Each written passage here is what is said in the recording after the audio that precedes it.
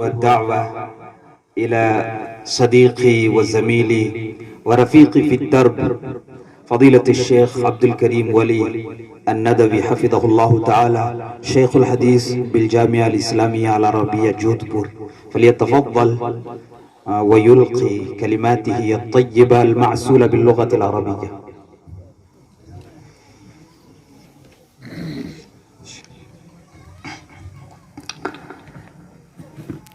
الحمد لله والصلاة والسلام على رسول الله. أما بعد، فأعوذ بالله من الشيطان الرجيم. بسم الله الرحمن الرحيم. قاف والقرآن المجيد. الضيوف المبجلون، الأساتذة المكرمون، وإخواني الطلبة، هذه فرصة سعيدة مباركة بمناسبة الاحتفال باليوم العالمي للغة العربية. أقدم آيات الشكر إلى صديقي أديب اللغة العربية حامل لوائها في منطقتنا هذه، الشيخ نصر الدين القاسمي، على توفير هذه الفرصة بإلقاء نصيبنا وحظنا من هذه اللغة ومن الاحتفال بيومها وتقديم الطلاب وتشجيع الناشئين. اللغة العربية كما أنشد بعض الطلاب ما ذقت يوما، أي إن اللغة العربية لا تضيق عن الألفاظ والمعاني والآلات ما ذاقت ولا تضيق يوما، ولكن الوقت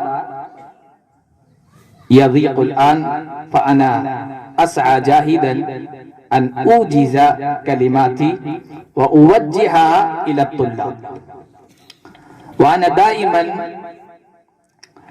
أوصي الطلاب بأن يحلموا أحلاما كبيرة ويسعوا ويبذلوا جهودا جبارة لتحقيقها، ويتمنوا على الله، فإن الله هو الذي يحقق الأمنية، يحقق الأماني والأحلام. وإن من حلم وتمنى على الله سواء كان حلمه دنيويا أو دينيا، إذا كان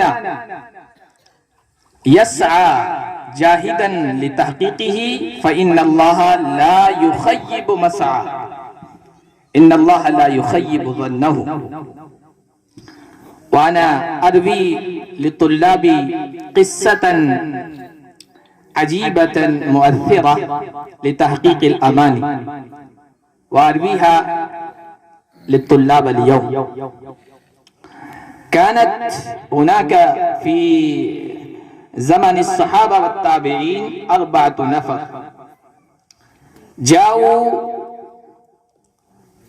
إلى بيت الله وطافوا بالبيت العتيق، ولما انتهوا من الطواف وفرغوا منه جلسوا هناك في موضع فارغ خالٍ، وجعلوا يتجاذبون أطراف الأحاديث، فقال بعضهم لبعض: ما هي أمانيكم؟ تمنوا على الله، فإن الله يحقق أحلامنا. فقالوا للأول: ما هي أمنيتك؟ والنفر هو عبد الله بن الزبير، ومصعب بن زبير وعبد الملك بن مروان وعبد الله بن عمر. هؤلاء النفر قال بعضهم لبعض تمنوا على الله، فوجهوا السؤال إلى الأول: ما هي أمنيتك؟ أبدها. فبدأ مصعب بن الزبير يقول: أمنيتي أن أكون واليا للعراق، أن أكون واليا للعراق وعامله، وأن أتزوج امرأتين، عائشة بنت طلحة وسكينة بنت الحسين. هذه أمنيتي. فوجهوا سؤالا إلى الآخر: ما هي أمنيتك؟ فعبد الله بن زبير تمنى وقال: أنا أريد أن أكون واليا. ثم وجهوا السؤال إلى الثالث، إلى عبد الملك بن مروان: ماذا تريد أن تكون وماذا تتمنى؟ فإنه قال: أتمنى أن أكون خليفة للمسلمين وأميرهم وملكهم.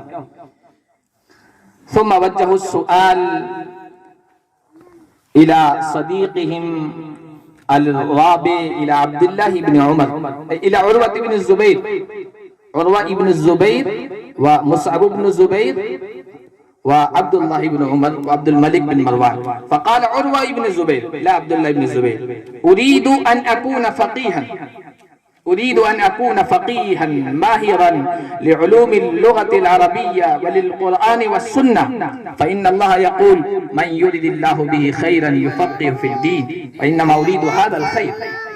وقال عبد الله بن عمر: أنا أتمنى أن أرى الله تبارك وتعالى وأزوره. هذه أمنيتي. هؤلاء 4 نفر تمنوا على الله وأبدوا أمانيهم، فإن الله حقق أمانيهم جميعا. عبد الملك بن مروان صار ملكا وخليفة للمسلمين فيما بعد، ومصعب بن زبير أيضا تولى ولاية العراق وتزوج عائشة بنت طلحة والسكينة بنت الحسين، وهاتان امرأتان كانتا مثاليتين في ذلك الزمن في العلم والزهد والجمال ظاهرا وباطنا. وعبد الله بن عمر فإنه صار عابدا وزاهدا، ونحن نقول على يقين إن الله تبارك وتعالى سيوفر له زيارته ورؤيته إن شاء الله. وعروة بن الزبير كما تعلمون أيها الإخوة، وصار ماهرا في الفقه واللغة، وصار راوية للحديث. فإني أقول دائما للطلاب: احلموا أحلاما كبيرة، ويجب عليكم أن تكون لديكم أماني كبيرة، أن تكون لديكم أهداف كبيرة، أحلام كبيرة، ثم ابذلوا جهودكم الجبارة في سبيل تحقيقها، وفوضوا الأمر بعد ذلك إلى الله تبارك وتعالى. إن شاء الله سيحقق الله لكم حلمكم وأمنيتكم كما حقق أماني هؤلاء 4. فإني في هذه المناسبة أنصح الطلاب أن يحددوا أهدافهم، وأن يكون هدفهم واضحا بينا جليا في مخيلاتهم وفي أذهانهم، ومكتوبا في كراسيهم، موضوعا نصب أعينهم. فإن الهدف إذا لم يكن مكتوبا في الدفتر وفي الكراسة وعلى الجدار فليس بهدف، وإنما هي رغبة، والرغبات لا تتحقق، الهدف والحلم يتحقق لأن الإنسان يبذل جهوده في تحقيقه. فلا أطيل الكلام، أقول لطلاب هذا المركز، هذا المعهد، إن الله تبارك وتعالى قد انتخبكم واختاركم لتحصيل العلوم في هذا المركز. هذه غنيمة، هذه فرصة نادرة فاغتنموها، وهذه فرصة ذهبية فانتهزوها. فإن الأساتذة هم مولعون باللغة العربية، وإن جب هذا المركز هو جب اللغة العربية. وإني أقول على يقين أن هذا المركز سيكون مركزا للغة العربية، مركزا لإيجاد الوعي نحوها. وإن هذا المركز سيكون منارة لمنطقتنا كلها، للمدارس في منطقتنا كلها. وإن هذا المركز سيشعل مصباحا للغة العربية، وسيقوم بدور رئيسي بارز في تنشئة الطلاب وتربيتهم وتثقيفهم وإيجاد حب اللغة العربية في قلوبهم. فإن شاء الله سيرى الجيل القادم وسيرى الناشئ هذا المركز سيكون مركزا للغة العربية، للعلوم الشرعية وللغة العربية، وسيكون حاملا للوائها. فأكتفي بهذه الكلمات، والسلام عليكم ورحمة الله وبركاته.